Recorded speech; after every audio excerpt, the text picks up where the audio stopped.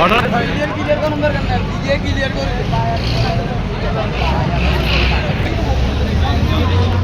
সড়ক দুর্ঘটনা ঘটছিল, সিএনজির সাথে সিএনজি উল্টে কেউ বলছে একজন ঘটনাস্থলে মারা গিয়েছেন, আর দুজন গুরুতর আহত অবস্থা, তাদেরকে মেডিকেলে নিয়ে গেছে।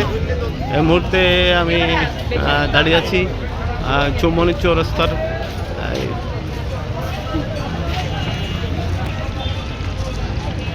এটিএর সামনে। এই ঘটনাটি ঘটে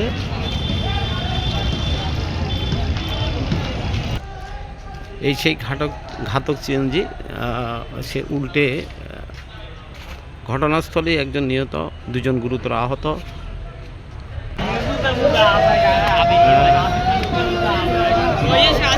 এখন এটিএ ছাত্রছাত্রীরা আন্দোলন করছেন।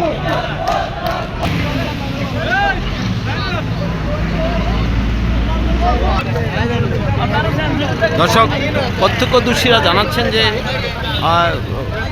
রোড ক্রসের সময় তারা বেগমগঞ্জ সরকারি টেকনিক্যাল স্কুল অ্যান্ড কলেজের শিক্ষার্থী, তারা ওখান থেকে এটির ভিতরে চা দোকান ছিল, ওখানে তারা চা নাস্তা খাইতে গেছে। ওই সময় ওখান থেকে পশ্চিম পাশ থেকে পূর্ব পাশে রোড ক্রসের সময় নাকি তারা দুজনেই সিএনজির নিচে পড়ে গুরুতর আহত হয়েছেন, এবং ঘটনাস্থলে নাকি আমরা শুনতে পাচ্ছি যে কেউ বলছে একজন, কেউ বলছে দুজন ঘটনাস্থলে মারা গেছেন, কিন্তু আসলে সঠিক তথ্য আমরা এখন পর্যন্ত পাইনি।